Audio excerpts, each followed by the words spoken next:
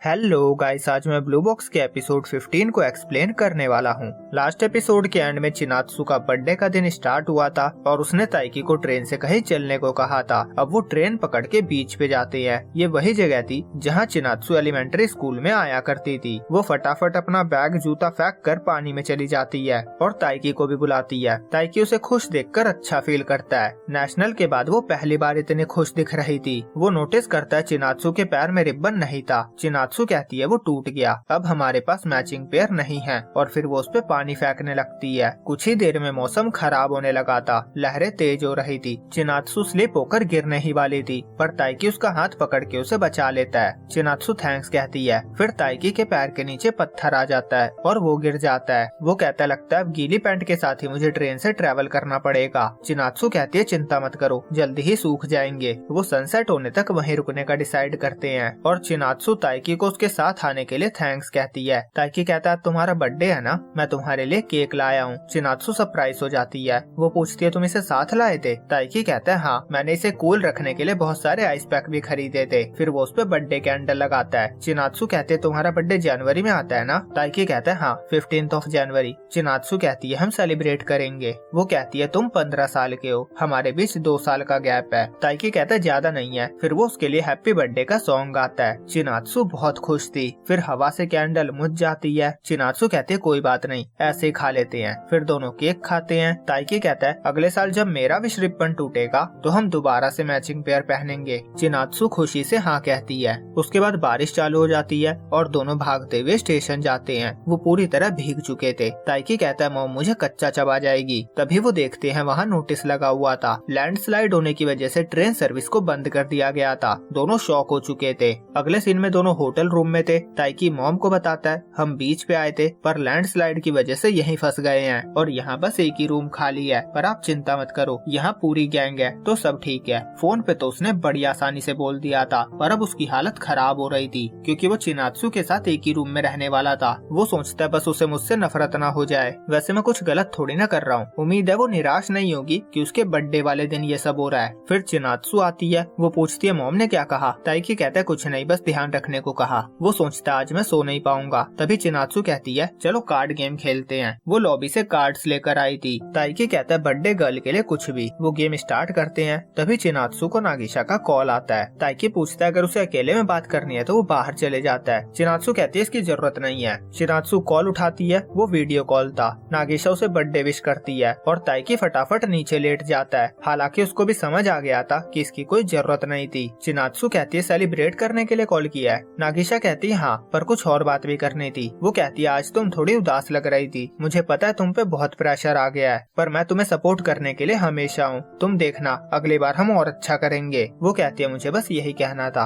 पर तुम्हारा मूड तो पहले से ही अच्छा लग रहा है। चिनात्सु कहती है मैं हर टाइम उदास तो नहीं रहूंगी ना। तभी नागिशा नोटिस करती है उसने युकाटा पहना हुआ था। वो कहती है तुम होटल में हो? चिनात्सु कहती है हाँ, मैं जिसके साथ रह रही हूँ उसकी फैमिली के साथ आई हूँ। नागिशा कहती है मुझे पता है तुम कितनी निराश हो गई थी जब तुम फायरवर्क फेस्टिवल पे युकाटा नहीं पहन पाई थी। चिनात्सु कहती है ये सच नहीं है। नागिशा कहती है कम ऑन, तुम दूसरों से जेलस हो रही थी। चिनात्सु कहती है तुम भी तो हो रही थी। फिर नागिशा उसे बाय कर देती है क्योंकि चिनात्सु होटल आई हुई थी और कॉल खत्म होते ही ताइकी उठ रहा था और पानी का गिलास गिरने लगता है। वो चिल्ला देता है। उसे डर लग रहा था कहीं नागिशा ने सुन ना लिया हो। चिनात्सु कहते जब तक मैंने फोन रख दिया था। दूसरी तरफ नागिशा ने किसी लड़के की आवाज सुनी थी, पर वो सोचती है शायद डैड की होगी। दूसरी तरफ ताइकी कहता है तुम्हारे पास अच्छे दोस्त हैं। चिनात्सु कहती है मैं अच्छे लोगों से घिरी हुई हूँ। ताइकी कहता है मुझे तुमसे माफी मांगनी है। मैंने घर पे बताया था ना कि मैं फेस्टिवल में ग्रुप में जाऊंगा, पर क्योको फीवर हो गया था, इसीलिए मैं हिना के साथ अकेले गया था और ऐसा लग रहा होगा कि मैंने जानबूझकर झूठ बोला था, इसीलिए सॉरी। चिनात्सु कहती है कोई बात नहीं, तुमने जानबूझकर झूठ नहीं बोला था तो तुम्हें माफी मांगने की जरूरत नहीं है। ताइकी कहता है फिर भी मैं सॉरी कहना चाहता हूँ। चिनात्सु कहते है मुझे भी कुछ कहना है, उम्मीद है तुम मुझे माफ कर दोगे। मैंने तुमसे जो पास न आने वाली बात कही थी मैं वो वापस लेती हूँ। मैंने ही हमारे बीच लाइन ड्रॉ की थी और तुम्हें दूर रहने पे मजबूर किया था, इसीलिए मैं माफी मांगती हूँ। ताइकी कहता है तुम्हें माफी मांगने की जरूरत नहीं है। फिर वो कहता है चलो तो सब बराबर हुआ। फिर वो कार्ड गेम कंटिन्यू करते हैं और सो जाते हैं। अगली सुबह जब चिनात्सु उठती है तो वो देखती है ताइकी बैठा बैठा ही सो रहा था। वो उसके सामने बैठकर उसे कॉपी करने लगती है। ताइकी पूरा लीन होते जा रहा था और फिर वो अचानक से सर ऊपर करता है और चिनात्सु को हंसी आ जाती है। तो गाइस गाइस, अगर आपको वीडियो अच्छी लग रही है तो लाइक और कमेंट करना ना भूले। अब अगले दिन वो घर पे थे। सुबह सुबह चिनात्सु ब्रश कर रही होती है और ताइकी अपने दिन की शुरुआत उसे देखकर करना चाहता होता है, तो वो भी वहाँ पहुँच जाता है। आज से उनके न्यू सेमेस्टर स्टार्ट हो रहे थे। चिनात्सु कहती है मेरे सर पे यहाँ दर्द हो रहा है। ताइकी अपने सर पे उस स्पॉट पे हाथ रखता है। चिनात्सु कहती है अभी हम दोनों ही डम दिख रहे होंगे। ताइकी मन में कहता है जब से हम बीच से वापस आए हैं हमारे बीच की ऑकवर्डनेस खत्म हो गई है। मैं उसे पहले की तरह ही पसंद करता हूँ और वो अपने बास्केटबॉल के लिए हमारे साथ रह रही है। सीन स्कूल में आता है। कल्चरल फेस्टिवल की प्रिपरेशन स्टार्ट हो चुकी थी। कल्चरल फेस्ट में प्ले होने वाला था। ताइकी कहता है हीना लाइंस को याद कर लेगी ना? क्यों कहता है चिंता मत करो, उसे लोगों के सामने परफॉर्म करने की आदत है। फिर हीना ताइकी से कहती है तुम क्लास रिप्रेजेंटेटिव हो, उम्मीद है तुम प्रोजेक्ट को अच्छे से लीड करोगे। ताइकी कहता है हूँ तो क्या हुआ, मेरा काम है गलत चीजों को संभालना, बाकी का सारा काम प्ले की डायरेक्टर संभालेगी। हीना कहती है सारा काम नीना पे मत डालो, अगर कोई प्रॉब्लम आई तो तुम्हें भी हैंडल करना होगा।